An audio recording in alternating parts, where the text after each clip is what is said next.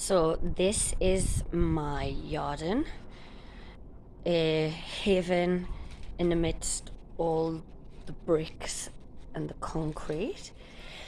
So most of these plants I have grown from seed or have been donated to me. Some of them, like these ones, are kind of weeds, but they're really pretty, so I've left them in. And there are old bits of artwork that basically we didn't know what to do with, so we keep them in the garden. This is a metal cyanotype print test, and it's been sitting out here being hit by the full summer sun, well, what you can call summer sun for Britain, for the last couple of months. This is a window box that we made using reclaimed wood. I've recently replanted half of this, so the chives, the spider plants and the lavender are all new, and prior to that I had a load of these big daisies in, but they really didn't like the position in the sun here. These spider plants were all off one spider plant quite a few years ago, and they just love it in the garden. I tend to take them indoors for the beginning of the summer, otherwise they don't fare well in the frost. So we got this bay tree that was a cutting from Phil's mum, and this lavender was actually a lavender tree slash bush that got blown over in the storm, so I just picked up a branch and planted it, and as you can see it's quite happily grown on there. Foxgloves, so I know foxgloves are like poisonous and they're like wildflowers, but they're mint. The bees love them, they're tall, they're structural, they're great fun. Not so happy with the lilies, didn't really want them. They have been absolutely chewed to bits by lily beetles. These little bright red beetles that just munch through the lilies. Lilies aren't good for the cats, so I try to keep it out of the way so it doesn't cause any harm. These have recently been replanted, mainly because they were just getting too big, so they needed more room to get new root space.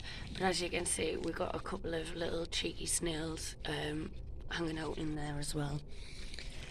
Nasturtiums, I think I bought a packet of seeds about 8 years ago, and now they just kind of self-seed everywhere, which is nice.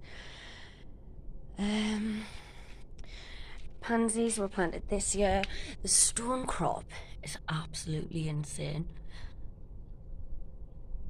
Now, a lot of people don't really like it, but it comes out with these beautiful yellow flowers. So earlier on in the year, this was a whole carpet of yellow, and the bees absolutely adored it. And then, oh yeah, yucca plants. So this is Helmer's yucca plant that we were donated probably about 10 years ago now, and this yucca plant had, I think, only 3 arms when we first got it, and it has also created this little yucca plant and this yucca plant. We tend to keep these outside all year round because with it being in a yard, they can survive quite well. So these daisies are the same type of daisies that are pulled out of the window box, and as you can see, they're in like a more shaded corner, and they're thriving in this part now. Ferns, forest grass. We've had this pear tree nearly as long as I've had the yarden. We've had like one measly tiny little pear, but really it's just there for a little bit of structure. This fuchsia plant,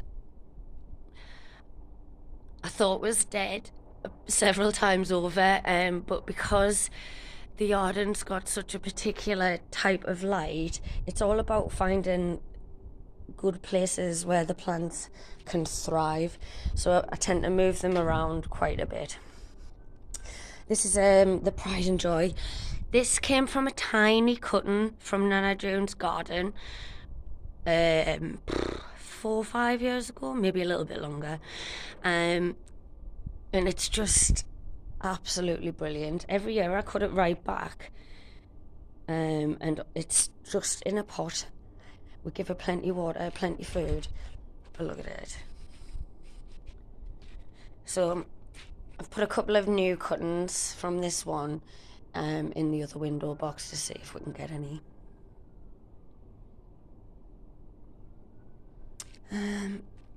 Donated cordyline. This is my dark room tray attempt at a bird bath. You know, do what you will with what you have. So that's the yarden.